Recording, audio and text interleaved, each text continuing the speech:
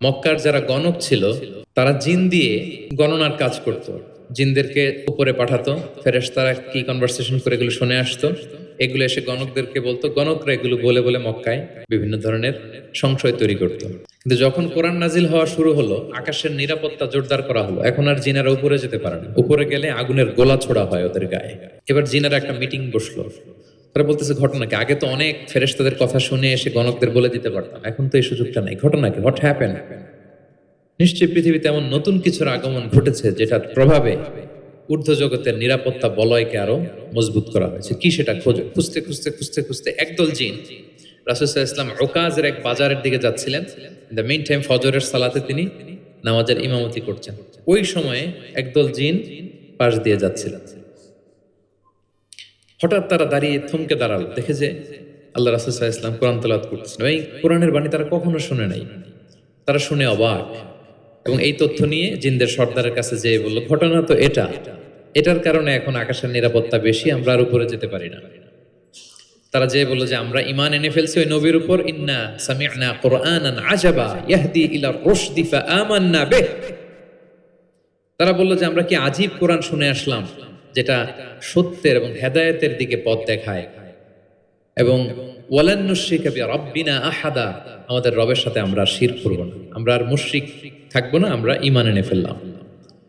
তাহলে আল্লাহ রাসূল সাল্লাল্লাহু আলাইহি সাল্লামের সমুদ্র কণ্ঠের তেলাওয়াত শুনে শুধু মানুষ নয়, বরং জিনেরাও ইসলাম ধর্ম গ্রহণ করেছে। আল্লাহ রাসূল সাল্লাল্লাহু আলাইহি ওয়াসাল্লাম তেলাওয়াতের মাঝখানে মাঝে মাঝে খুব কান্না করতেন। বিশেষ করে রাতের নামাজে কান্না ভেজা কণ্ঠে তেলাওয়াত করতেন। আমরা কি করি? অর্থই তো বুঝতে পারতেছি না, কোথায় কাঁদবো আর কোথায় একটু আনন্দ পাবো। দেখবেন যে কাবা ঘরের ইমামরা যখন জান্নাতের আয়াত আসে, একটা ভিন্ন মাকামে পড়ে, যে মাকামের মধ্যে একটা খুশি প্রাণবন্ত একটা ভাব। আবার জাহান্নামের আযাবের আয়াত যখন আসে, তখন কান্নার মাকামে পড়ে, এবং এমন ভাবে ডুকরে ডুকরে কাঁদে, মুসল্লিরাও কাঁদে। আল্লাহ রাসূল সাল্লাল্লাহু আলাইহি ওয়াসাল্লাম মাঝরাতে যখন কিয়ামুল লাইল, তাহাজ্জুদ এগুলো পড়তে দাঁড়াতেন, দীর্ঘ সময় কোরআন পড়তেন। এত দীর্ঘ সময় পা ফুলে যেত, হাত্তা তাতাফাত্তারা কাদামা, পা দুটো ফুলে মোটা হয়ে যেত দীর্ঘ সময় দাঁড়িয়ে থাকতেন। আম্মা জান আয়েশা রাদিয়াল্লাহু তাআলা আনহা বলতেন, ইয়া রাসূলুল্লাহ, আপনার তো আগের পরের সব গুনাহ মাফ, আদতে ওনার তো কোনো গুনাহই নেই, নবীরা তো মাসুম, নিষ্পাপ, তারপরও আপনি রাত জেগে এত কষ্ট কেন করেন? আল্লাহ রাসূল সাল্লাল্লাহু আলাইহি ওয়াসাল্লাম বলেছেন, আফালা উহিব্বু আন আকুনা আবদান শাকুরা। আয়েশা, আমি কি শুকরগুজার বান্দা হব না? না, আমার আল্লাহ আমাকে ক্ষমার ঘোষণা দিয়েছে, ঠিক আছে, কিন্তু আমি কি শুকরগুজার হব না? আমার রোলটা তো আমি প্লে করি, আমার সর্বোচ্চ তো উজাড় করে আমি আমার রবের সামনে পেশ করব। মাঝরাতে তিনি দীর্ঘ সময় দাঁড়িয়ে তেলাওয়াত করতেন, পা ফুলে যেত। মাঝে মাঝে একটি আয়াত পড়ে থামতেন, সে আয়াত নিয়ে ভাবতেন, কাঁদতেন, বারবার কাঁদতেন, পড়তেন, তার দাড়ি ভিজে যেত। প্রতিটি আয়াত তিনি অনুভব করতেন হৃদয় দিয়ে, তার হৃদয়কে নাড়া দিত। এভাবে তিনি তেলাওয়াত করতেন। এক সাহাবী বর্ণনা করেন, একবার আল্লাহ রাসূল সাল্লাল্লাহু আলাইহি ওয়াসাল্লামকে আমি রাতের সালাতে দেখলাম, এমন ভাবে তিনি কাঁদছেন, ওয়ালি জাওফিহি আযীরুন কাআযীরিল মিরজালি মিনাল বুকা। গরম পানি ফুটাতে দিলে ড্যাগের ভেতরে গরম পানির যেরকম টকবকে উতলে ওঠার একটা শব্দ, এরকম উতলে ডুকরে ডুকরে কান্নার একটা শব্দ আমি শুনতে পেলাম। এভাবে তিনি কাঁদছিলেন। যেদিন বদরের যুদ্ধ, তার আগের রাতে আলী রাদিয়াল্লাহু তাআলা আনহু বলেন, সেনাবাহিনীর ছাউনির মধ্যে সব সাহাবারা, ৩১৩ জন সাহাবা, সবাই রাতে ঘুমাচ্ছে একটু এনার্জি নেওয়ার জন্য, সকালে যুদ্ধ শুরু হবে। কিন্তু আমি দেখলাম সবাইকে ঘুম পাড়িয়ে আল্লাহ রাসূল সাল্লাল্লাহু আলাইহি ওয়াসাল্লাম নামাজে দাঁড়িয়ে কাঁদছেন। সব সাহাবারা ঘুমিয়ে আছে, কিন্তু আমি খেয়াল করে দেখি যে রাসূল সাল্লাল্লাহু আলাইহি ওয়াসাল্লাম ঘুমান নেই। গাছের নিচে দাঁড়িয়ে তিনি সারা রাত ব্যাপী কান্না করছেন আর তেলাওয়াত করছেন। এভাবে তিনি কোরআনকে ফিল করতেন। আম্মা জান আয়েশা বলেন, রাতে এত কাঁদতেন মাঝে মাঝে তেলাওয়াত করতে করতে, হাত্তা বাল্লা হাজারা, জামা ভিজে যেত, হাত্তা বাল্লা লিহিয়াতা, দাড়ি ভিজে যেত, হাত্তা বাল্লাল আরদা, যেখানে সেজদা দিতেন জমিন ভিজিয়ে দিতেন কাঁদতে কাঁদতে। এবং রাতের সালাতে দীর্ঘ তেলাওয়াত করতেন। কিন্তু জামাতের নামাজ আবার অপেক্ষাকৃত সংক্ষিপ্ত করতেন, এটা সুন্নাহ। কারণ জামাতের নামাজ তো আর আমি একা পড়ছি না, আমার পেছনে অসুস্থ, বয়স্ক, সিনিয়র সিটিজেন, মুসাফির, ট্রাভেলার অনেকে থাকতে পারে। জামাতের সুযোগ পেলে আপনি শর্টকাট করবেন, মিনিমাম স্ট্যান্ডার্ডে শেষ করে দিন। কিন্তু একা যখন নামাজের সুযোগ পাবেন, আপনার নফল নামাজ, আপনার কিয়ামুল লাইল, তখন কি করবেন? ফালিউ তৌবিল মাশা, যত লম্বা মনে চায়। আমরা ভুল করি অনেকে, একা একা নামাজ পড়ার সময় তাড়াহুড়ো করে ফেলি। ইমামতির সুযোগ পাইছি তখন বিশাল লম্বা কেরাত, অপোজিট, মানে ভুল করে ফেলছি আমরা। এটা করব না। আমার এই ছোট্ট ভিডিওটা আমি আমার সোশ্যাল মিডিয়া হ্যান্ডেলে শেয়ার করেছিলাম। দেখলাম যে বাংলাদেশে শিক্ষিত সচেতন লোকজন অনেক এপ্রিসিয়েট করেছে। অনেক সময় এমন হয় যে প্রচন্ড রোদ, জুমার সালাতে পাঁচতলা মসজিদ ভরে বারান্দা, রাস্তার মধ্যে। আমার অনেক সময় এমন হয়েছে যে সফরে আমি ফ্লাইট ধরবো, রাস্তায় জুমাতে আমি অংশগ্রহণ করেছি। প্রচন্ড রৌদ্র, দাঁড়ানো যায় না, আবার ঝড় বৃষ্টি। তো এতগুলো মানুষ যে এখানে নামাজ পড়বে, এখানে যদি আপনি লম্বা কেরাত পড়েন তাহলে তো কষ্ট হয়ে যাবে মানুষের। একবার আল্লাহ রাসূল সাল্লাল্লাহু আলাইহি ওয়াসাল্লাম নামাজ একটু বেশি ছোট করে ফেললেন, সংক্ষিপ্ত করে। সাহাবারা বললেন, ইয়া রাসূলুল্লাহ, এত তাড়াতাড়ি নামাজ শেষ করলেন, এত তাড়াতাড়ি তো করতে দেখি না। তখন রাসূল সাল্লাল্লাহু আলাইহি ওয়াসাল্লাম বললেন, আমি যখন নামাজে ছিলাম, উইমেন প্রেয়ার্স এরিয়া, যেটা মানে মদিনার নারীরা তো পেছনে দাঁড়াতো, তিনি বললেন ওখান থেকে আমি একটা ছোট্ট বাচ্চার কান্নার আওয়াজ শুনতে পেলাম। আমার মনে হচ্ছিল ওই বাচ্চাটাকে সামলাতে বাচ্চাটার মায়ের বড্ড কষ্ট হয়ে যাচ্ছে, ওই মায়ের যাতে একটু কষ্ট কম হয় এজন্য নামাজটা আমি একটু শর্ট করে দিয়েছি। দেখেন, মানে অন্যের প্রতি সহানুভূতি এটা আমাদের মধ্যে নাই, যে আমার ভাইয়ের একটু সুবিধা হোক, আমার বোনদের একটু সুবিধা হোক, আমার কমিউনিটির একটু সুবিধা হোক, এইটা আমরা ফিল করি না। তিনি যখন একা সালাত করতেন অনেক লম্বা, কিন্তু জামাতের সালাতে তিনি সংক্ষিপ্ত সালাত আদায় করতেন। কত লম্বা? হুযায়ফা ইবনুল ইয়ামান রাদিয়াল্লাহু তাআলা আনহু, নাম শুনেছেন ওনার? হুযায়ফা মদিনার গোয়েন্দা বিভাগের প্রধান ছিলেন, হেড অফ ডিটেকটিভ ব্রাঞ্চ, আল্লাহ রাসূল সাল্লাল্লাহু আলাইহি ওয়াসাল্লামের গোয়েন্দা বিভাগের প্রধান। উনি এমন কিছু কথা কাউকে বলতেন না, কিন্তু শুধু হুযায়ফাকে বলতেন। মদিনায় মোট কতজন মুনাফিক ছিল আল্লাহ রাসূল সাল্লাল্লাহু আলাইহি ওয়াসাল্লাম জানতেন, কাউকে বলেননি, শুধু হুযায়ফাকে বলেছিলেন। এজন্য ওমরে ফারুক রাদিয়াল্লাহু তাআলা আনহু যখন খলিফা, তিনি যখন দেখতেন কেউ মারা যেত, হুট করে ইমামতি করতে যেতেন না, আগে দেখতেন যে ওই কাতারে হুযায়ফা আছে কিনা। যদি দেখতেন যে হুযায়ফা আছে, উনি ইমামতি করতেন। হুযায়ফাকে এদিকে না দেখলে অন্য কাউকে দায়িত্ব দিয়ে দিতেন। এবং ওমরে ফারুক রাদিয়াল্লাহু তাআলা আনহু এত মুত্তাকি সাহাবী ছিলেন, একবার হুযায়ফা ইবনুল ইয়ামানের কাছে যেয়ে বলে যে, হুযায়ফা, আমি তো জানি না মদিনাতে কতজন মুনাফিক ছিল, এর নামগুলো তো রাসূল তোমাকে বলেছে, তুমি একটু আমাকে বলো যে আমি ওমরের নামটা আবার ওই লিস্টে আছে কিনা। আমার ভয় হয় যে আমি আবার মুনাফিকদের ভেতরে ঢুকে গেলাম কিনা। হুযায়ফা ইবনুল ইয়ামান বললেন, আমিরুল মুমিনিন, আপনি কি বলেন? আল্লাহ রাসূল সাল্লাল্লাহু আলাইহি সাল্লাম তো বলেছেন যে আপনি কোনো রাস্তা দিয়ে যদি হাঁটেন, শয়তান যদি ওই রাস্তা দিয়ে আসে, আপনাকে দেখলে শয়তান ওই রাস্তা রেখে দিয়ে অন্য রাস্তা দিয়ে হাঁটে। কোশ্চিনকালেও মুনাফিকদের লিস্টে আপনার নাম থাকতে পারে না। তো এই হুযায়ফা ইবনুল ইয়ামান রাদিয়াল্লাহু তাআলা আনহু, উনি বললেন, একবার রাতে আমি আল্লাহ রাসূল সাল্লাল্লাহু আলাইহি ওয়াসাল্লামের সাথে কিয়ামুল লাইল, মানে তাহাজ্জুদের নামাজে শরীক হওয়ার সুযোগ পেয়েছিলাম। একা একা নামাজ তিনি পড়তেছিলেন, হুযায়ফা যে জয়েন করেছেন। তখন রাসূলুল্লাহ সাল্লাল্লাহু আলাইহি সাল্লাম সূরা বাকারা দিয়ে শুরু করলেন। কোন সূরা? বলেন, সবাই বলেন তো কোন সূরা? কোরআনের সবচাইতে দীর্ঘতম সূরা। আয়াত কত? 286, মানে অনেক বড় সূরা। তো উনি শরীক হলেন, শরীক হওয়ার পরে আল্লাহ রাসূল সাল্লাল্লাহু আলাইহি সাল্লাম সূরা বাকারা দিয়ে শুরু করলেন। তো উনি ভাবলেন মনে হয় 100 আয়াত যাওয়ার পরে রাসূল সাল্লাল্লাহু আলাইহি সাল্লাম রুকুতে যাবেন। কত আয়াত যাওয়ার পরে? 100 আয়াত গেল, যায় না রুকুতে। 200 আয়াত গেল, তাও যায় না রুকুতে। 286 আয়াত শেষ, মানে সূরা বাকারাই, তাও রুকুতে যায় না।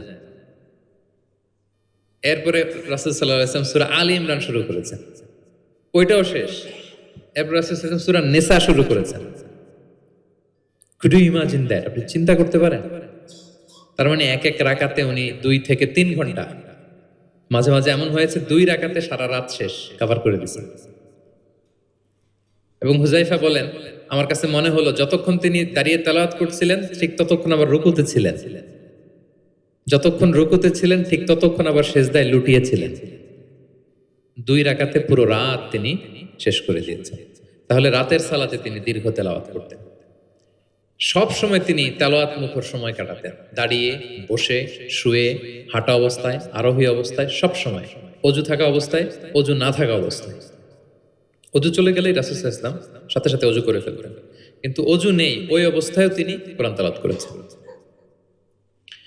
ইবনুল কাইয়িম আল জাওজিয়া যাদুল মাআদ ফি হাদি খায়রিল ইবাদ, একটা বিখ্যাত সিরাত গ্রন্থে তিনি বলেন, লাম ইয়াকুন ইয়ামনাহু মিন কিরাআতিহি ইল্লাল জানাবা। গোসল ফরজ হয় যেই পরিস্থিতিতে, ওই পরিস্থিতি ছাড়া কোনো কিছু রাসূল সাল্লাল্লাহু আলাইহি ওয়াসাল্লামকে কোরআন তেলাওয়াত থেকে বিরত রাখতে পারত না। মানে গোসল ফরজ হয় কোন কারণে আপনারা তো জানেন। এরকম পরিস্থিতি হলে তিনি শুধু তেলাওয়াত করতেন। এছাড়া দাঁড়িয়ে, বসে, হাঁটছেন, আরোহণ করেছেন, অজু আছে কিংবা অজু নেই, সবসময় তিনি কোরআন তেলাওয়াত করতেন। মুআবিয়া ইবনে কুররা রাদিয়াল্লাহু তাআলা আনহু বর্ণনা করেন যে আব্দুল্লাহ ইবনে মুগাফফাল তিনি বলেন, একবার আমি রাসূল সাল্লাল্লাহু আলাইহি ওয়াসাল্লামকে দেখলাম যে তিনি উটের উপর চড়ে মক্কা বিজয়ের দিন উট হাঁকাচ্ছেন, উটের উপর বসা, তখন তিনি সূরা ফাতহ তেলাওয়াত করছেন, ইন্না ফাতাহনা লাকা ফাতহাম মুবিনা লিয়াগফিরা লাকাল্লাহু মা তাকদ্দামা মিন যামবিকা ওয়া মা তাআখার। তিনি বলেন যে আমি নিজে অষ্টম হিজরিতে মক্কা বিজয়ের দিন দেখলাম তিনি উট হাঁকাচ্ছেন আর পড়তেছেন ইন্না ফাতাহনা লাকা ফাতহাম মুবিনা, সূরা ফাতহ তেলাওয়াত করতেছেন। সুবহানাল্লাহ। তার মানে দাঁড়িয়ে, বসে, অনেকে আমাদেরকে প্রশ্ন করে যে হুজুর শুয়ে শুয়ে কোরআন তেলাওয়াত করা যাবে? মানুষের মনে প্রশ্ন থাকে অনেক। তারপর বলে অজু ছাড়া কি কোরআন তেলাওয়াত করা যাবে মুখস্থ? অনেক প্রশ্নের সম্মুখীন হয়েছে আমি এটা। তার মানে আল্লাহ রাসূল সাল্লাল্লাহু আলাইহি ওয়াসাল্লামের জীবনী থেকে তো আপনি বুঝতে পারলেন যে কোনো কিছু আপনারা আটকাইতে পারবে কোরআন তেলাওয়াত থেকে, এক্সেপ্ট আপনার গোসল ফরজ হয়েছে তখন পড়বেন না, তখন গোসলটা করে তারপরে পড়বেন। নিজ গৃহে তিনি তেলাওয়াত করতেন। আমরা অনেক সময় শুধু মসজিদে গেলেই কোরআনটা খুলে পড়ি, ঘরে আর পড়ি না। না, ঘরে পড়বেন। তিনি বলেছেন লা তাজআলু বুয়ুতাকুম মাকাবিরা, তোমাদের ঘরগুলোকে কবর বানায় রেখো না। কবরের মধ্যে তো কোনো আমল হয় না, মৃত মানুষ শুয়ে থাকে, পড়ে থাকে, আমল নাই, জিকির নাই, তেলাওয়াত নাই, তো ঘরগুলোকে কবর বানিও না। ফাইন্না শাইতানা ইয়ানফিরু মিনাল বাইতিল্লাযী তুকরাউ ফীহি সূরাতুল বাকারা, যে ঘরে সূরা বাকারা তেলাওয়াত করা হয় ওই ঘর থেকে শয়তান দৌড়ে পালায়। অনেক ঘরে শয়তান ডিস্টার্ব করে, শয়তানের জিনের আসর হয়। অনেক অনেক ফ্যামিলিতে আমাদের কাছে আসে জাদু টোনা, বান, ব্ল্যাক ম্যাজিক, কালো জাদুর যে সমস্যা, আপনি সূরা বাকারা পড়বেন, আল্লাহ তাআলা আপনাকে প্রোটেক্টেড রাখবেন। আপনাদের পরিচিতদের মধ্যে থেকে এরকম ঘটনা শুনছেন না যে ব্ল্যাক ম্যাজিকে আক্রান্ত?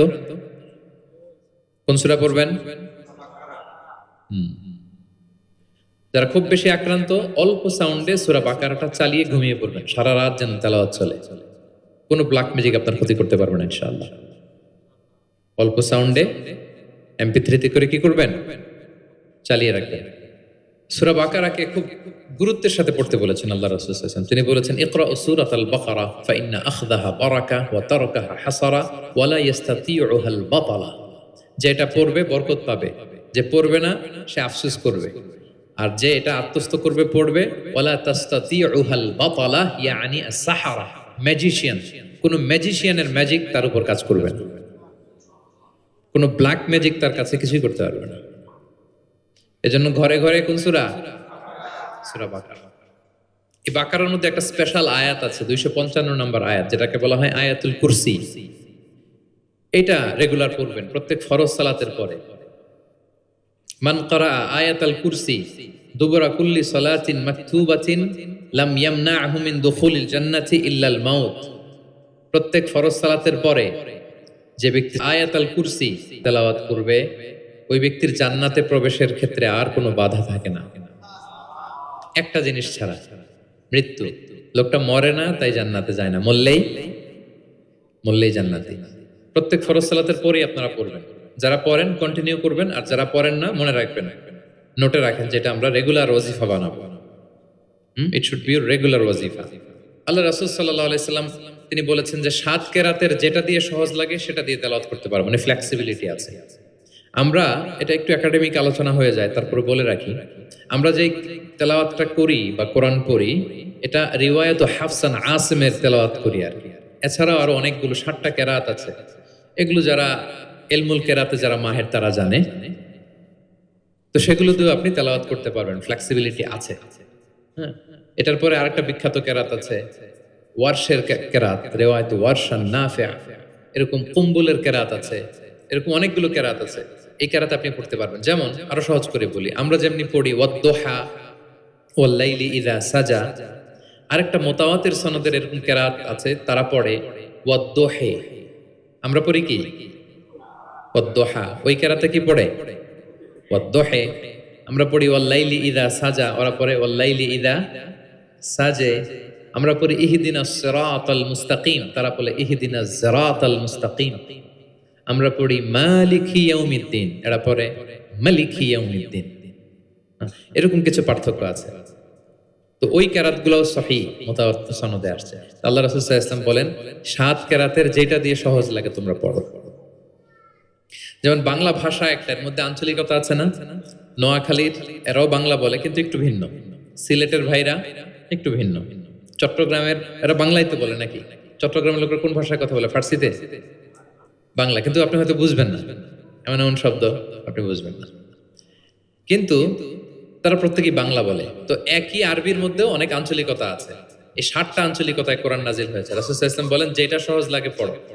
তো একবার হিশাম বিন হাকিম বিন হিজাম, উনি একবার সূরা ফুরকান পড়তেছেন এমন একটা কেরাতে, যেই কেরাত ওমর রাদিয়াল্লাহু তাআলা আনহু শোনেন নাই। উনি তো আবার খুব রাগী ছিলেন, ইসলামের কোনো রুল ভায়োলেট হয়েছে দেখলে তাৎক্ষণিক অ্যাকশন নিতেন, ডাইরেক্ট অ্যাকশন নিতেন। তো উনি ভাবছে যে কোরআনকে বোধহয় সে বিকৃত করে পড়ছে, এই কারণটা ওনার আবার জানা ছিল না। উনি ধরে চাদর ধরে টেনে হিচড়ে রাসূল সাল্লাল্লাহু আলাইহি ওয়াসাল্লামের কাছে নিয়ে আসছে, বলছে ইয়া রাসূলুল্লাহ দেখেন কিভাবে কোরআনকে বিকৃত করে। আল্লাহ রাসূল সাল্লাল্লাহু আলাইহি ওয়াসাল্লাম বললেন ওমর শান্ত হও, আগে তাকে ছাড়ো। ওমর রাদিয়াল্লাহু তাআলা ছাড়লেন। রাসূল সাল্লাল্লাহু আলাইহি ওয়াসাল্লাম বললেন আরসিলহু ইকরা, এই ওমর রাখো, ছাড়ো, আচ্ছা পড়ো কিভাবে পড়ছো। তো হিশাম বিন হাকিম বিন হিজাম তেলাওয়াত করে শোনালেন সূরা ফুরকান। রাসূল সাল্লাল্লাহু আলাইহি ওয়াসাল্লাম বললেন হাকাযা উনসিলাত, কোরআন তো এভাবেও নাজিল হয়েছে। আচ্ছা ওমর তুমি কিভাবে জানো? ওমর রাদিয়াল্লাহু তাআলা বললেন ইয়া রাসূল আপনি তো আমাদেরকে এইভাবে শিখিয়েছেন। তখন রাসূল সাল্লাল্লাহু আলাইহি ওয়াসাল্লাম বললেন ওয়া হাকাযা উনসিলাত, এভাবেও নাজিল হয়েছে। উনজিলাল কুরআনু আলা সাবআতি আহরুফ, আরবি ভাষা 7টা ডায়ালেক্টে, 7 ডায়ালেক্টে কোরআন নাজিল হয়েছে। ফাকরাউ মা তায়াসসারা মিন, যেটা দিয়ে সহজ লাগে। ওয়া দুহা পড়লেও হবে, দোহে পড়লেও হবে, হ্যাঁ সবটাই পড়তে পারবে, দোহাও হবে দোহেও হবে। আল্লাহ রাসূল সাল্লাল্লাহু আলাইহি ওয়াসাল্লাম অন্যকে কোরআন তেলাওয়াত শোনাতেন। উবাই ইবনে কাব রাদিয়াল্লাহু তাআলা আনহুকে বললেন ইন্নাল্লাহা আমারানি আন আকরা আলাইকাল কুরআন, হে উবাই আল্লাহ তাআলা আমাকে আদেশ করেছেন আমি নবী যেন তোমার কাছে কোরআন শোনাই। উবাই ইবনে কাব বললেন আল্লাহু সাম্মানি, নবীজি আপনি বলেন কি আল্লাহ আমার নাম ধরে বলছে? খুশিতে বাকবাকুম, আনন্দে আত্মহারা, শিহরিত, ইয়া রাসূলুল্লাহ আমি উবাইয়ের নামটা ধরে আল্লাহ বলছেন? আল্লাহ রাসূল সাল্লাল্লাহু আলাইহি ওয়াসাল্লাম বললেন নাম, তোমার নাম ধরে বলেছেন। আল্লাহ তাআলা আমাকে বলেছেন আমি যেন সূরা বাইকিনা লাম ইয়াকুনিল লাযিনা কাফারু, এই সূরাটা যেন আমি তোমার সামনে শোনাই। ফাযারাফাত আইনাহু, তিনি কাঁদতে আরম্ভ করলেন শুনে, কারণ ওনার নাম ধরে যদি আল্লাহ তাআলা বলেন এটা ওনার জন্য কত বড় প্রেস্টিজিয়াস এবং সৌভাগ্যের একটা ব্যাপার। তাহলে অন্যকে কোরআন শোনাতেন। আচ্ছা, আবার আল্লাহ রাসূল সাল্লাল্লাহু আলাইহি ওয়াসাল্লাম মাঝে মাঝে অন্যদের থেকে শুনতেন, অন্যের কণ্ঠে কোরআন শোনারও একটা আনন্দ আছে, কি বলেন? ইবনে মাসউদ রাদিয়াল্লাহু তাআলা আনহুকে একবার বললেন ইকরা, ইবনে মাসউদ একটু কোরআন তেলাওয়াত করো তো। তো তিনি বললেন আকরা ওয়া আলাইকা উনজিল, হে নবী আপনার সামনে দাঁড়িয়ে আমি এত বড় স্পর্ধা আমি তেলাওয়াত করব, আপনার উপর আকাশ থেকে কোরআন নাজিল হয়। আল্লাহ রাসূল সাল্লাল্লাহু আলাইহি ওয়াসাল্লাম বললেন ইন্নী উহিব্বু আন আসমাআহু মিন গায়রি, আমি তোমাদেরকে শোনাতে যেমনি পছন্দ করি তোমাদের থেকে শুনতেও পছন্দ করি। তিনি সূরা নিসা তেলাওয়াত করে শোনালেন। কেন শুনলেন? আব্দুল্লাহ ইবনে মাসউদের থেকে, কারণ আল্লাহ রাসূল সাল্লাল্লাহু আলাইহি ওয়াসাল্লাম টার্গেট করেছিলেন যে আব্দুল্লাহ ইবনে মাসউদ এই উম্মার কোরআনের টিচার হবে। কি হবে? মানে যার যেদিকে মেধা আল্লাহ রাসূল সাল্লাল্লাহু আলাইহি ওয়াসাল্লাম ওই প্রতিভা ওইদিকে কাজে লাগাতেন। যার যেদিকে মেধা, এই যে বললাম হুযাইফা ইবনুল ইয়ামান গোয়েন্দা বিভাগের প্রধান, কেন জানেন? তার এই দিকে আগ্রহ বেশি। মুআদ ইবনে জাবাল উনি মদিনা রাষ্ট্রের সিনিয়র আমলা ছিলেন, প্রশাসনিক কাজ ভালো বুঝতেন। হাসান বিন সাবিত লেখালেখি জানতেন, ওনাকে জাতীয় কবি ঘোষণা দিয়েছেন যে তুমি ন্যাশনাল পয়েন্ট, যাও কবিতা লিখো। একবার মক্কা থেকে তিনি ফিরতেছেন, নামাজ হবে, এক সাহাবী আজান দিচ্ছেন, তো কিছু মুশরিক ছেলে এখনো মুসলিম হয় নাই, ওরা আজানকে ব্যঙ্গ করতেছে। মুখ ভেঙানো বুঝেন না, মানে যেটা বলে ওইটাই ব্যঙ্গ করে করে বলতেছে। তো দেখেন রাসূল সাল্লাল্লাহু আলাইহি ওয়াসাল্লাম রেগে যাওয়ার কথা ছিল না, আজান দিচ্ছে আমার সাহাবী, আর মুশরিক ছেলেগুলো তাকে ব্যঙ্গ করতেছে।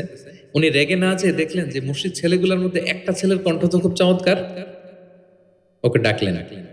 ডেকে ওর মাথার চুলের ঝুঁটে বেঁধে ধরলেন, বললেন, এই একটু আগে কি বলতেছিলে, জোরে বলতো, না আরো জোরে বলো। এবার সে বলতে আরম্ভ করতেছে, কিন্তু আশহাদু আন্না মুহাম্মাদুর রাসূলুল্লাহ এটা আর বলে না। এটা বললে তো শাহাদাত দেয়া মুসলিম হয়ে যায়। রাসূল সাল্লাল্লাহু আলাইহি ওয়াসাল্লাম ধমক দিয়ে বললেন, এই বলো, এটাও বলো। তখন সে এটাও বলছে, মাথার চুলের ঝুঁটি ধরে বলছে। বলার পরে রাসূল সাল্লাল্লাহু আলাইহি ওয়াসাল্লাম তার জন্য দোয়া করলেন। ওই দোয়ার বরকতে সে কালিমা পড়ে মুসলমান হয়ে গেল। এবার আল্লাহ রাসূল সাল্লাল্লাহু আলাইহি ওয়াসাল্লাম বললেন, তোমার কণ্ঠ যেহেতু সুন্দর, তোমাকে আমি মক্কার মসজিদের মুয়াজ্জিন বানাই দিলাম, তুমি যে আজান দিবা। দেখেন কেমন একটা ঘটনাকে কিভাবে টুইস্ট করে অন্যদিকে নিয়ে গেলেন। রেগে যাওয়ার কথা ছিল, কিন্তু দেখলেন যে প্রতিভা আছে তো এর মধ্যে, এত উঁচু গলা, একে মুয়াজ্জিন বানানো যায়। তিনি হয়ে গেলেন বাইতুল্লাহর মুয়াজ্জিন। এবং ওই যে মুশরিক থাকা অবস্থায় ওনার মাথার চুলের ঝুঁটি ধরে রাসূল ইসলাম বলছেন, এই আজান দাও।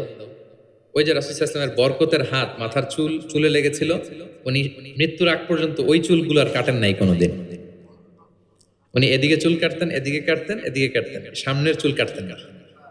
যখন জিজ্ঞেস করা হতো, আপনি এরকম হেয়ার কাট কেন আপনার, বলতেছে, আমি মুশরিক অবস্থায় আমার প্রিয় নবীজি আমার মাথার চুলের ঝুঁটি ধরে আমাকে আজানের তালিম দিয়েছিলেন। ওনার বরকতময় হাতের ছোঁয়া আমার এই চুলে লেগেছে, আমি চাই এই চুলগুলো সাথে নিয়ে আমি কবরে যাব। এবং ওই চুলগুলোর সাথেই ওনাকে কবর দেওয়া হয়েছে। ওই চুলগুলোকে উনি পেঁচিয়ে একটা পাগড়ির মতো করে, বড় হয়ে গেছে তো অনেক, এটা পেঁচিয়ে পাগড়ির মতো করতেন, এরপরে উনি টারবান করতেন, পাগড়ি পরতেন। তাহলে প্রিয় ভাইয়েরা, আব্দুল্লাহ ইবনে মাসউদ রাদিয়াল্লাহু তাআলা আনহুকে রাসূল সাল্লাল্লাহু আলাইহি ওয়াসাল্লাম টার্গেট করেছিলেন যে উনি এই উম্মতের কোরআনের টিচার হবে। কি হবে? এজন্য বলেন, পড়ো তো। ইবনে মাসউদ তিনি পড়ে শোনালেন এবং তিনি বলেছেন, মান আহাব্বা আইয়াকরা আল কোরআনা গাদ্দান কামা উনজিল ফালইয়াকরাহু আলা কিরাআতি ইবনে উম্মি আবদ। জিবরিল যেভাবে কোরআন নাজিল করেছে হুবহু এইভাবে কোরআন যে শিখতে চায়, সেজন্য ইবনে মাসউদের কাছে কোরআন শিখে। সাহাবারা ইবনে মাসউদ রাদিয়াল্লাহু তাআলা আনহুর কাছে এভাবে কোরআন শিখতেন। তাহলে দেখেন, কোরআন অন্যকে শোনাতেন, অন্যদের থেকে শুনতেন, এবং কোরআন যারা শিখে এবং শেখায় তাদেরকে তিনি শ্রেষ্ঠ বলে ঘোষণা দিয়েছেন, খায়রুকুম মান তাআল্লামাল কোরআন ওয়া আল্লামা। যে কোরআন শেখে এবং শেখায় সে তোমাদের মাঝে শ্রেষ্ঠ। আপনি যদি শিখেন, লজ্জার কিছু নাই যে বয়স আমার 40 হয়ে গেছে, 50 হয়ে গেছে, আমি তো পারি না। না, এটা আপনার জন্য সৌভাগ্যের।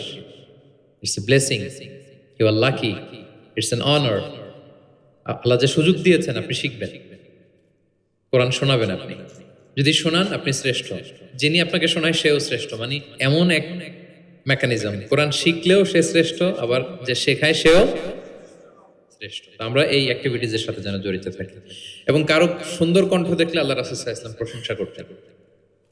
আবু মুসা আল আশআরী রাদিয়াল্লাহু তাআলা আনহু একবার মসজিদে নববীতে তেলাওয়াত করতেছিলেন, আল্লাহ রাসূল সাল্লাল্লাহু আলাইহি ওয়াসাল্লাম পাশ দিয়ে যাচ্ছেন। আরেক বর্ণনা আছে ওনার ঘরে তেলাওয়াত করতেছিলেন, উনি রাতে ওনার বাসার পাশ দিয়ে যাচ্ছেন। হঠাৎ কান লাগিয়ে শুনলেন এত সুন্দর গলা, তিনি বুঝতে পারলেন এটা আমার আবু মুসা আল আশআরীর কণ্ঠ। তো সকালবেলা ফজরের পরে আবু মুসাকে ডেকে বললেন, আবু মুসা, লাকাদ উতিতা মিজমারান মিন মাযহামিরি আলি দাউদ। দাউদ নবীর গলায় আল্লাহ যে সুরের ঝংকার দিয়েছেন, এই উম্মতের মধ্যে তোমার গলায় আল্লাহ সেই সুরের লোহরি ঢেলে দিয়েছেন। তাও মুসা বলে, ইয়া রাসূলুল্লাহ, আমি তো কখনো আপনার সামনে তেলাওয়াত করিনি, আপনি কি করে বুঝলেন? তো রাসূল সাল্লাল্লাহু আলাইহি ওয়াসাল্লাম বলেন, গত রাতে তোমার ঘরের পাশ দিয়ে যাচ্ছি, তোমার তেলাওয়াত শুনে আমি থমকে দাঁড়িয়েছি, যতক্ষণ পড়েছো আমি শুনেছি। আবু মুসা আল আশআরী তো অবাক হলেন, বলেন, ইয়া রাসূলুল্লাহ, আপনি দাঁড়িয়ে আমার তেলাওয়াত শুনেছেন, এটা যদি জানতাম আমি যে আরো কত সুর করে পড়তাম, আমি যে আরো কত সুর দিয়ে পড়তাম, ফজর পর্যন্ত পড়তাম। দাউদ আলাইহিস সালাম নবীদের মধ্যে সবচেয়ে সুরেলা গলার নবী ছিলেন। ওনার উপরে জাবুর কিতাব নাজিল হয়েছিল। আকাবা একটা উপসাগর আছে জর্ডানে, আমি এবার জর্ডান ভিজিটে দেখে এসেছি। আকাবা উপসাগরের তীরে বসে তিনি যখন জাবুর তেলাওয়াত করতেন, আকাবা উপসাগরের মাছগুলো সব চলে আসতো তেলাওয়াত শুনতে, এত সুর ছিল ওনার গলায়। তো নবী আলাইহিস সালাম বলেন যে দাউদ নবীর গলায় যে সুর দিছে, আমার সাহাবীদের মধ্যে আল্লাহ তোমার গলায় সেই সুর ঢুকাই দিছে। সুবহানাল্লাহ। তো নবী যদি প্রশংসা করে একজন সাহাবীর তেলাওয়াতের, ওনার কেমন লাগবে বলেন তো? হ্যাঁ, ভালো লাগবে। তিনি তেলাওয়াতের প্রশংসা করতেন এভাবে। তিনি রমাদানে সবচেয়ে বেশি তেলাওয়াত করতেন, যে সময়টা আমরা কাটাচ্ছি। আমরা কোন মাস কাটাচ্ছি এখন? সাইয়্যিদুশ শুহুর, 12 মাসের মধ্যে শ্রেষ্ঠতম মাস। এই মাসে সবচেয়ে তেলাওয়াত করতেন। আম্মা জান আয়েশা রাদিয়াল্লাহু তাআলা আনহা বলেন, লা আ'লামু রাসূলুল্লাহি সাল্লাল্লাহু আলাইহি ওয়াসাল্লামা ক্বারাআল কুরআনা কুল্লাহু ফি লাইলাতিন কাত্তু গায়রা রমাদান। রমজান ছাড়া কোনো মাসে মানে এক রাতে পুরো কোরআন পড়ে ফেলছেন এরকম আমি দেখিনি। শুধু রমাদানেই দেখেছি এত তেলাওয়াত করতে। এবং বছরব্যাপী যা নাজিল হতো আল্লাহ রাসূল সাল্লাল্লাহু আলাইহি সাল্লাম রমাদানে সেটা রিভাইজ করতেন। এবং রমাদানের প্রতি রাতে জিবরিল আলাইহিস সালামের সাথে রাসূল সাল্লাল্লাহু আলাইহি সাল্লামের মিটিং হতো। প্রতি রাতে, তার মানে 30 দিনে কয়টা মিটিং? 30টা মিটিং। কি হতো এই মিটিংয়ে? সারা বছর যা নাজিল হয়েছে রাসূল সাল্লাল্লাহু আলাইহি সাল্লাম জিবরিল আলাইহিস সালামকে সেটা শোনাতেন। আবার জিবরিল আলাইহিস সালাম রাসূল সাল্লাল্লাহু আলাইহি সাল্লামকে শোনাতেন, দুই পক্ষ থেকে। আর যে বছর আল্লাহ রাসূল সাল্লাল্লাহু আলাইহি সাল্লাম ইন্তেকাল করেছিলেন ওই বছর পুরো কোরআনটা দুইবার জিবরিল আলাইহিস সালাম আল্লাহ রাসূল সাল্লাল্লাহু আলাইহি সাল্লামকে শুনিয়েছেন। আবার আল্লাহ রাসূল সাল্লাল্লাহু আলাইহি সাল্লাম দুইবার জিবরিল আলাইহিস সালামকে শুনিয়েছেন। আজকে থেকে নিয়ত করেন আমরা শোনাবো। আপনি ভাবিকে শোনাবেন, ভাবি আপনাকে শোনাবে, আপনি আপনার মেয়েকে শোনাবেন, আপনার মেয়ে আপনাকে শোনাবে, যে সূরাটাই পারেন। ঘরটা একটা কোরআনময় ফ্যামিলি হবে আমাদের ফ্যামিলিটা, কি বলেন? এরকম বরকতময় ফ্যামিলি আমরা চাই না? এবং সাহাবাদেরকে উদ্বুদ্ধ করতেন বিভিন্ন সূরার ফজিলতের কথা বলে বলে, যে এটা এই সূরা পড়ো, এই ফজিলত। একবার উবাই ইবনে কাব রাদিয়াল্লাহু তাআলা আনহুকে বললেন, আতুহিব্বু আন উআল্লিমাকা সূরাতান লাম ইয়ানজিল ফিত তাওরাত ওয়ালাল ইনজিল ওয়ালা যাবুর। হে উবাই, তুমি কি চাও যে আমি তোমাকে এমন একটা সূরা শিখাবো যেটার মতো মর্যাদাপূর্ণ সূরা তাওরাতেও নাই, ইনজিলেও নাই, জাবুরেও নাই, কোথাও নাই, এত মর্যাদাপূর্ণ?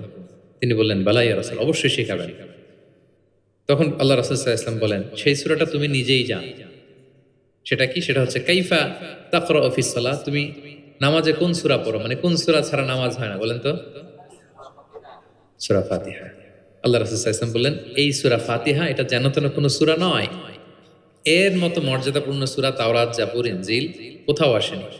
ইন্নাহা লাহিয়া সাবউল মাসানি ওয়াল কুরআনুল আযীম,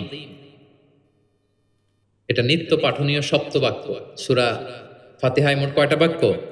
7টা। সবাই বলেন কয়টা? এটাকে বলে সাবউল মাসানি, মানে সব সময় পড়া হয় এমন 7টা বাক্য। ওয়ালাকাদ আতাইনাকা সাবআম মিনাল মাসানি ওয়াল কুরআনুল আযীম, এটা সব সময় পড়তে হবে।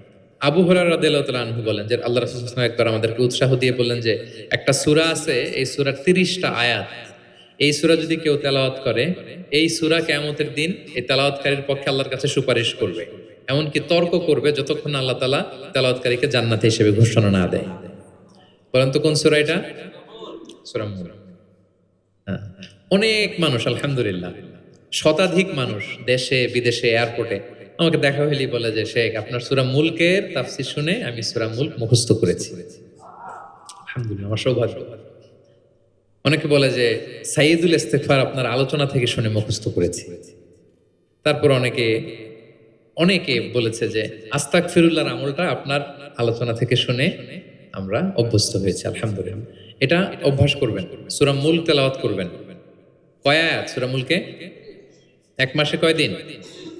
প্রতিদিন যদি একটা আয়াত মুখস্থ করেন 30 দিনে সূরা মুলক হয়ে যাবে না? কঠিন? বেশি কঠিন? করবেন। এভাবে ফজিলতের কথা বলে আল্লাহ রাসূল সাল্লাল্লাহু আলাইহি ওয়াসাল্লাম সাহাবাদেরকে উদ্বুদ্ধ করতেন। গত বছর আমার একটা বই এসেছে, কোরআনের উপর এক নজরে কোরআন, নাম শুনেছেন না আপনারা? সবগুলো সূরার ফজিলত আমরা ওখানে নিয়ে এসেছি। 114 সূরার ফজিলতকে আপনি পাবেন এবং পড়লে আপনার আরো বেশি মন চাইবে সূরাটার তাফসীর জানতে, অর্থ জানতে, মুখস্থ করতে। এই সূরার ফজিলত কি, সূরার মূল আলোচনা কি, এই সূরা নাজিলের প্রেক্ষাপট কি, এর মধ্যে লেসন কি, মেজর থিম কি, আমি যেভাবে তাফসীর করে আপনাদেরকে শোনাই ওইভাবেই সহজ করে করে প্রত্যেকটা সূরা 5 থেকে 6 পৃষ্ঠায় কভার, যত বড় সূরা হোক একেবারে সামারি নিয়ে এসেছি। যাদের সংগ্রহে আছে এই রমাদানে পড়বেন, খুব সহজ মনে হবে। যে সূরাটার অনুবাদ করতে মনে চায় আগে এক নজরে কোরআন থেকে একবার রিভাইজ দিয়ে নেবেন, অনুবাদটা সহজ মনে হবে। যে সূরাটার তাফসীর জানতে মনে চায় আগে এক নজরে কোরআন থেকে একবার পড়ে নেবেন, একেবারে ক্রিস্টাল ক্লিয়ার, সহজ হয়ে যাবে। দাজ্জালের ফিতনা থেকে বাঁচতে আল্লাহ রাসূল সাল্লাল্লাহু আলাইহি ওয়াসাল্লাম সূরা কাহাফের প্রথম 10 আয়াত মুখস্থ করতে বলেছেন। আল্লাহ রাসূল সাল্লাল্লাহু আলাইহি ওয়াসাল্লাম ইরশাদ করেন, মান হাফিদা 10 আয়াতিন মিন আউয়ালি সূরাতিল কাহফি উসিমা মিন ফিতনাতিদ দাজ্জাল, যে সূরা কাহাফের প্রথম 10 আয়াত মুখস্থ করবে সে দাজ্জালের ফিতনা থেকে মুক্ত থাকবে ইনশাআল্লাহ। মুখস্থ করবেন সূরা কাহাফের প্রথম কয় আয়াত? 10 আয়াত। আল্লাহ রাসূল সাল্লাল্লাহু আলাইহি সাল্লাম কোরআনের ব্যাখ্যা করতেন, নিজেই কোরআনের ব্যাখ্যা করতেন, কারণ তার উপরই তো কোরআন নাজিল হয়েছে, তিনিই সবচেয়ে বড় মুফাসসির। আল্লাহ রাসূল সাল্লাল্লাহু আলাইহি সাল্লামের চেয়ে বেশি কোরআনের ব্যাখ্যা আর কি কেউ জানে? ব্যাখ্যা করতেন। একবার তিনি আল্লাযীনা আমানু ওয়া লাম ইয়ালবিসু ঈমানাহুম বিযুলমিন উলাইকা লাহুমুল আমনু ওয়া হুম মুহতাদুন, আর ঈমানের সাথে জুলুমকে মেশায়নি, তাদের জন্য আছে নিরাপত্তা এবং হেদায়েত। সাহাবারা অবাক হলেন যে ইয়া রাসূলুল্লাহ, আমাদের মধ্যে এরকম কে আছে যে ঈমানের সাথে জুলুম মিশায় নাই, মানে ঈমান আনার পরে কোনো পাপ করি নাই, কম বেশি পাপ তো আমাদের হয়েছে, জুলুম তো হয়েছে, তাহলে আমরা কি নিরাপত্তা হেদায়েত পাবো না? তো রাসূল সাল্লাল্লাহু আলাইহি ওয়াসাল্লাম বললেন যে এই জুলুম দ্বারা ওই জুলুম উদ্দেশ্য না, এই জুলুম দ্বারা উদ্দেশ্য হচ্ছে শিরক। এই জুলুম দ্বারা উদ্দেশ্য কি? এই যে ব্যাখ্যা করে দিচ্ছেন, সাহাবীদের ভুল ধারণা ভাঙায় দিচ্ছেন। তিনি বলতেছেন, তোমরা কি লোকমান আলাইহিস সালামের ওই নসিহত পড়ো নাই যে লা তুশরিক বিল্লাহ ইন্না শিরকা লা যুলমুন আযীম? ওনার ছেলেকে বলতেছেন যে বাবা, শিরক করো না, শিরিক সবচেয়ে বড় জুলুম। শিরিক সবচেয়ে বড় কি? কারণ এই জুলুমটা মানুষ কার উপর করে? আল্লাহর উপর করে। তাহলে জুলুম মানে হচ্ছে এই আয়াতের মধ্যে শিরক। তাহলে স্বয়ং রাসূলুল্লাহ সাল্লাল্লাহু আলাইহি ওয়াসাল্লাম নিজে ব্যাখ্যা করে দিয়েছেন, সাহাবারা ওনারা ক্লিয়ার হয়ে গেলেন। কোরআনে যারা অধিক পারদর্শী তাদেরকে রাসূল সাল্লাল্লাহু আলাইহি ওয়াসাল্লাম প্রায়োরিটি দিতেন। কি দিতেন? প্রায়োরিটি। আল্লাহ রাসূল সাল্লাল্লাহু আলাইহি ওয়াসাল্লাম বলেছেন, ইয়া উম্মুল কওমা আকরাউহুম লিকিতাবিল্লাহ। একসাথে ধরেন যে অনেকে হয়েছেন, তো ইমামতি করবে কে? আমরা 5 ভাই একসাথে হইছি, নামাজের সময় হইছে, ইমামতি কে করবে? হ্যাঁ, যে কোরআন ভালো জানে। আকরাউহুম লিকিতাবিল্লাহ, আল্লাহর কিতাব যে বেশি জানে, বেশি ব্যাখ্যা জানে, বেশি মুখস্থ সে। আচ্ছা, ওয়া ইন কানাত কিরাআতুহুম সাওয়া, যদি তাদের সবার কেরাত সমান হয় তখন রাসূল সাল্লাল্লাহু আলাইহি ওয়াসাল্লাম বলেন ফাইয়া উম্মুহুম আকদামুহুম হিজরাতান, তাহলে যে আগে হিজরত করছে সে, মানে তখন আগে হিজরত, যে আগে হিজরত করেছে তাদের মর্যাদা বেশি ছিল। ফা ইন কানু ফিল হিজরাতি সাওয়া, হিজরতেও যদি সমান হয়, ধরেন যে 5 জন একসাথে হিজরত করছিল, এই 5 জন মিলে এখন নামাজ পড়ছে, এখন কে? আল্লাহ রাসূল সাল্লাল্লাহু আলাইহি ওয়াসাল্লাম বলেন ফাইয়া উম্মুহুম আকবারুহুম সিন্নান, যার বয়স বেশি সে, যে সিনিয়র সে ইমামতি করবে। তাহলে সবচেয়ে বেশি অগ্রাধিকার কাকে দিলেন? যে কোরআন বেশি জানে। এবং তিনি দোয়া করতেন, আল্লাহ কোরআনকে আমার হৃদয়ের বসন্ত বানিয়ে দেন, আল্লাহ আমার অন্তরের জ্যোতি বানিয়ে দেন, আল্লাহ আমার কষ্ট দূরের কারণ বানিয়ে দেন। এই দোয়াটা মালয়েশিয়াতে তো কুনুতের মধ্যে সব সময় পড়ে দেখি আমরা, আল্লাহুম্মা জাআলিল কুরআনাল আযীমা রাবিআ কুলুবিনা ওয়া নূরা সুদুরিনা ওয়া জালাআ আহজানিনা ওয়া যাহাবা হুমুমিনা ওয়া গুমুমিনা। শুনছেন না আপনারা? রাসূল সাল্লাল্লাহু আলাইহি ওয়াসাল্লাম যেই ভাষায় বলেছেন সেটা হচ্ছে তাজআলুল কুরআনা রাবিআ কলবি, আল্লাহ এই কোরআনকে আপনি আমার অন্তরের বসন্ত বানান, প্রশান্তি বানান। নূরা সাদরি, আমার অন্তরের বুকের আলো বানান, হৃদয়ের আলো। আমার দুঃখের অপসারণকারী বানান, আমার দুশ্চিন্তা দূরকারী বানান। এই দোয়াটা আপনারা করবেন। আল্লাহ রাসূল সাল্লাল্লাহু আলাইহি ওয়াসাল্লাম শেষ বয়সে ওনার চেহারায় কিছুটা বার্ধক্যের ছাপ চলে এসেছিল। আবু বকর রাদিয়াল্লাহু তাআলা আনহু একবার জিজ্ঞেস করছিলেন যে ইয়া রাসূলুল্লাহ কদ শিবতা, আপনার চেহারায় কেমন যেন বার্ধক্যের ছাপ চলে আসছে। আল্লাহ রাসূল সাল্লাল্লাহু আলাইহি ওয়াসাল্লামের দাড়ি এবং চুল মিলে, সব মিলে 20টার বেশি চুল পাকে নাই। এক বর্ণনায় এসেছে 17টা, আরেক বর্ণনায় 18টা। মুহাদ্দিসিন একরাম বলেছেন যে এত অল্প কিছু চুল দাড়ি পেকেছিল যে গুনা যেত, গুণে দেখা গেছে 17, 18, সবশেষে যখন বেড়েছে হয়তো 20। যেন মুহাদ্দিসিন একরাম একমত যে ওনার 20টার বেশি চুল দাড়ি পাকে নাই। কোথায় বেশি পাকছে? এইদিকে, এদিকে কয়েকটা পাকছে, নিম দাড়ির এখানে কয়েকটা পাকছে, হাদিসে আছে। তা আবু বকর রাদিয়াল্লাহু তাআলা বললেন, ইয়া রাসূলুল্লাহ কদ শিবতা, আপনার চেহারায় কেমন যেন বার্ধক্যের ছাপ। তখন আল্লাহ রাসূল সাল্লাল্লাহু আলাইহি ওয়াসাল্লাম বললেন, শাইয়াবাতনি হুদ ওয়াল ওয়াকিআ ওয়াল মুরসালাত ওয়া আম্মা ইয়াতাসাআলুন ওয়া ইযা শামসু কুবিরাত। আবু বকর বলো না আর, এই 5টা সূরা আমাকে বার্ধক্যে উপনীত করে দিয়েছে। কারণ এই 5টা সূরার ভিতরে কিয়ামতের বিভীষিকার বর্ণনা এমন ভাবে আল্লাহ তুলে ধরেছেন, আল্লাহ রাসূল সাল্লাল্লাহু আলাইহি ওয়াসাল্লাম এত উদ্বিগ্ন থাকতেন উম্মতকে নিয়ে, নিজের জন্য না, আমাদের জন্য, যে হায় রে কিয়ামতের এই বিভীষিকাময় মুহূর্তে আমার গুনাহগার উম্মতের কি হবে,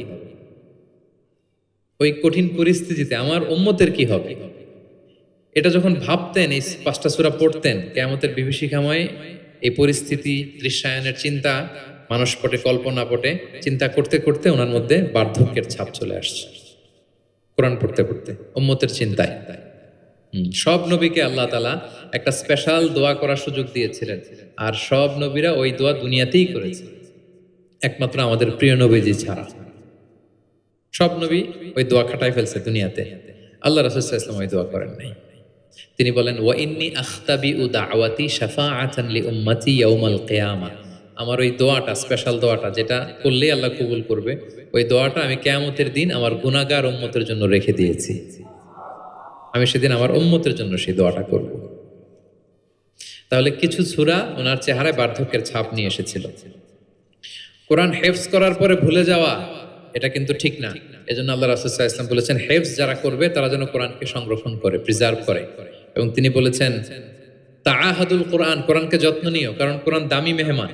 দামি মেহমানকে যত্ন না নিলে থাকে না। হেফজ করছে, যত্ন নেয় নাই, পড়ে নাই, রিভাইজ দেয় না, এখন আর রিডিংও পড়তে পারে না। মুখস্থ তো দূরের কথা, দেখে দেখেও পড়তে কষ্ট। এরকম হয় অনেক হাফেজদের, এটা ঠিক না।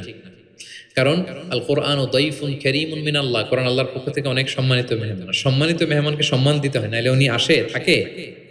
ধরেন যে একজন এমপি আসলো আপনার বাসায়, মালয়েশিয়ার একজন মন্ত্রী, আসার পরে নাই কোনো রিসেপশন, নাই কোনো ওয়েলকামিং স্টেটমেন্ট, রিসেপশন কিছু নাই, আপনি কোনো গুরুত্বই দিচ্ছেন না, উনি এসে বসে থাকবে আপনার বাসায়? সম্মানিত মেহমানকে সম্মান করতে হবে। কোরআন অনেক বড় সম্মানিত এক মেহমান আল্লাহর পক্ষ থেকে, এটাকে সম্মান দিতে হবে, পড়তে হবে, রিভাইজ দিতে হবে, সময় দিতে হবে, তাহলে সে আপনার সিনায় থাকবে। তা না হলে এই কোরআনের নূর সিনাতে কখনো থাকে না। তিনি বলেছেন তাআহাদুল কোরআন, কোরআনকে রিভাইজ করো, ফা ইন্নাহু আশাদ্দু তাফাল্লুতান মিনাল ইবলি ফি উকুলিহা। ওটের রশি ছেড়ে দিলে ওট যেমনি পালায়, কোরআন মুখস্থ করার পর রিভাইজ না দিলে কোরআনও পালাবে, আর রিভিশন দিলে এটা হৃদয়ে থাকে। এবং তিনি উৎসাহ দিয়ে বলেছেন কোরআন এমন কিতাব, পৃথিবীর অন্য কোনো কিতাবের ক্ষেত্রে এটা বলা হয় না, যে কিতাবের এক অক্ষরে 10 নেই। এক অক্ষরে কয় নাকি?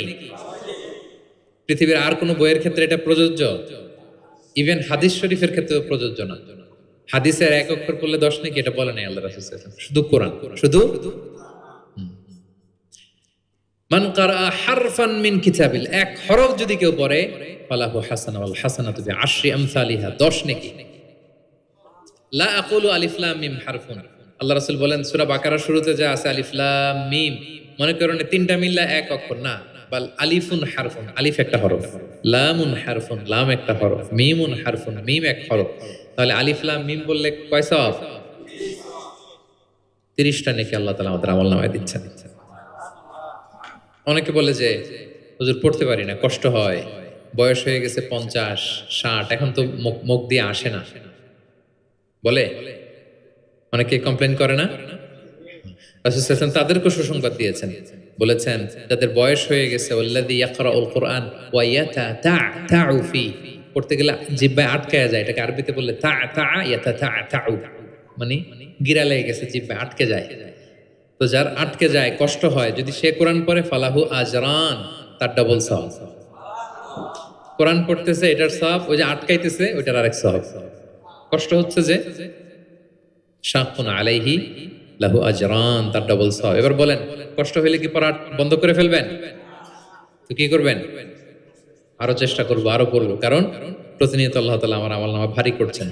এবং এই যে কোরআনের মজলিসে হাজির হলে আল্লাহ রাসূল সাল্লাল্লাহু আলাইহি ওয়াসাল্লাম উৎসাহিত করেছেন যে কোরআনের মজলিসে হাজির হলে কি হয়, ইয়াতলুনা কিতাবাল্লাহ, যেখানে কোরআনের আলোচনা হয়, ওয়া ইয়াতাদারাসুনা বাইনাহুম ইল্লা নাযালাত আলাইহিমুস সাকিনা, প্রশান্তি নেমে আসে, আসমানি প্রশান্তি। আপনি প্রশান্তি ফিল করতেছেন সাকিনা হৃদয়ে? এই যে আজকের এই প্রোগ্রামে আপনি যেটা ফিল করতেছেন, পৃথিবীর কোনো গেট টুগেদার, কোনো ফাংশন, কোনো প্রোগ্রামে কি এই প্রশান্তি আপনি পান? পাইলে বলেন পাবেন?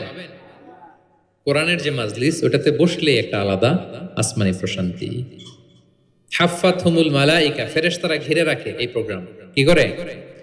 আজকে আপনাদের সিকিউরিটি দিতেছে কারা? পুলিশ, বিশেষ ফোর্স, কারা? ফেরেশতারা, মালাইকাতুল্লাহ। ওয়া যাকারাহুমুল্লাহু ফীমান ইনদাহ, এবং আল্লাহ তাআলা ফেরেশতাদের সামনে গর্ব করে বলে, দেখো আমার বান্দারা আমাকে দেখে নাই, জান্নাত দেখে নাই, জাহান্নাম দেখে নাই, কোরআন পড়ে বিশ্বাস করেই আজকে চলে আসছে, গর্ব করে বলতে থাকে। তখন আল্লাহ বলে যে এই বান্দারা কি চায়, আজকে যা চাবে তাই দিয়ে দেব। যেন ইফতারের পূর্ব মুহূর্তে দোয়া কবুলের একটা মাহেন্দ্রক্ষণ, আমরা যেন এই সময়টাকে কাজে লাগাই, আমরা আল্লাহর কাছে দোয়া করব। আর এত এত ফজিলতের পরেও যারা কোরআন পড়ে নাই, তাদের নসিবে কি থাকবে বলেন? আল্লাহ রাসূল সাল্লাল্লাহু আলাইহি ওয়াসাল্লাম তাদের বিরুদ্ধে স্বয়ং মামলা দায়ের করবেন, যার সুপারিশ ছাড়া আমরা জান্নাতের চেহারা দেখব না, ওই নবী তার বিরুদ্ধে দাঁড়াবে। وقال الرسول يا رب إن قومي اتخذوا هذا القرآن مهجورا। তিনি কিয়ামতের দিন বলবে, আল্লাহ আমার এই উম্মত কোরআনকে পরিত্যক্ত করেছে, ইগনোর করেছে, বর্জন করেছে, পড়ে নাই। বছরের পর বছর গেছে, কোরআনটা হাতে নেয় নাই, কোরআনের একটা পাতা খুলে দেখে নাই।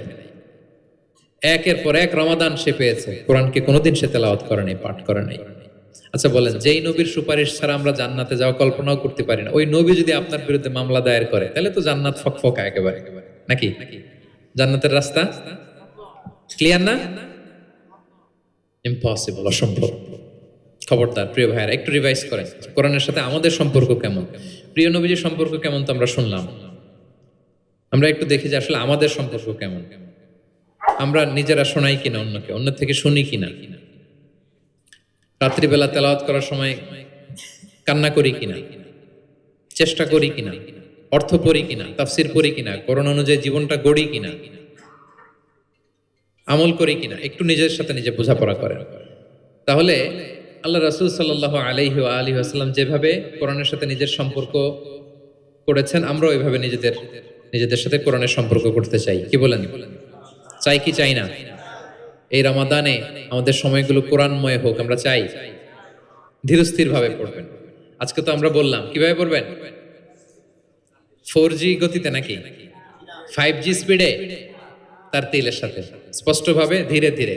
অনেকে কোরআনের খতম তুলতে যায়, কোরআনের খতম দিয়ে ফেলায়, লানত করবে কোরআন তাদের প্রতি। এটা করবেন না আমার প্রিয় ভাই, ধীরস্থির ভাবে তেলাওয়াত করুন, কোরআনের বঙ্গানুবাদ পড়ুন। এক নজরে কোরআন, এটা আমরা তৈরি করেছি, এরকম বই বাংলা ভাষায় হয় নাই। বাংলায় মাশাআল্লাহ অনেক অনুবাদ হয়েছে আলহামদুলিল্লাহ, অনেক বাংলায় তাফসির হয়েছে আলহামদুলিল্লাহ, কিন্তু কোরআনের সার নির্যাস আসে নাই। ইংরেজিতে আমি পেয়েছি, আরবিতে কিছু বই পেয়েছি, কিন্তু বাংলায় হয় নাই। অনেক সাধনার ফসল এটা, হাতে নিলে বুঝতে পারবেন যে কি শ্রম দেয়া হয়েছে এটাতে, সহজ করে আপনাকে বুঝায় দেওয়া হবে, সেটা পড়বেন। এবং যে সূরাগুলোকে আল্লাহ রাসূল সাল্লাল্লাহু আলাইহি ওয়াসাল্লাম বিশেষভাবে তেলাওয়াত করতে বলেছেন, তেলাওয়াত করবেন। সূরা কাহাফ জুমাবারে তেলাওয়াত করবেন, করেন তো? কোন সূরা? সূরা কাহাফ। ফজরের পরে সূরা ইয়াসিন, ফজরের পরে মাগরিবের পরে ওয়াকিয়া পড়বেন, মাগরিবের পরে এশার পরে সূরা মুলক, এশার পরে রাতে ঘুমোতে যাওয়ার আগে সূরা বাকারার শেষ 2 আয়াত, আমানা রাসূল, পড়েন। মান ক্বারাআ আয়াতাইন মিন আখিরি সূরাতিল বাকারাতি ফি লাইলাতিন কাফাতা। আল্লাহ নবী বলেন, যে ব্যক্তি রাতে ঘুমোতে যাওয়ার আগে সূরা বাকারার শেষ 2 আয়াত পরে ঘুমাতে যায়, ওই রাতের সেফটি, সিকিউরিটি, প্রোটেকশনের জন্য এই আয়াত 2টাই যথেষ্ট হয়ে যায়। সূরা বাকারার শেষ 2 আয়াত পড়বেন। 3 কুল পড়বেন, 3 কুল। কুল আস-সালাসা, 3 কুল। কুল হুয়াল্লাহু আহাদ, কুল আউযু বিরাব্বিল ফালাক, কুল আউযু বিরাব্বিন নাস। 3 কুল পড়বেন ফজরের পরে, মাগরিবের পরে, বিছানায় ঘুমোতে যাওয়ার আগে। আল্লাহ রাসূল সাল্লাল্লাহু আলাইহি ওয়াসাল্লাম এগুলো পরে হাত দিয়ে, হাতে ফু দিতেন, লম্বা একটা ফু দিয়ে সারা শরীরে এরকম মেসেজ করতেন, মাস্তাতা, যতটুকু সম্ভব হয়। তাহলে এটা special protection from your Lord. হ্যাঁ, শয়তানের বিপরীতে, ব্ল্যাক ম্যাজিক, জাদু টোনা বানের বিপরীতে প্রোটেকশন নিলেন কার কাছ থেকে? এই ওজিফাগুলো পালন করবেন। যদি করেন, আপনার জীবন প্রশান্তিময় হবে, আপনার জীবনের সব হতাশা দূর হবে, ডিপ্রেশন দূর হবে, হ্যাঁ, আসমানি প্রশান্তি নেমে আসবে ইনশাআল্লাহ। আল্লাহ তাআলা আমাদের সবাইকে কথাগুলো বোঝার ও আমল করার তৌফিক দান করুক। আমরা পড়ি আমিন।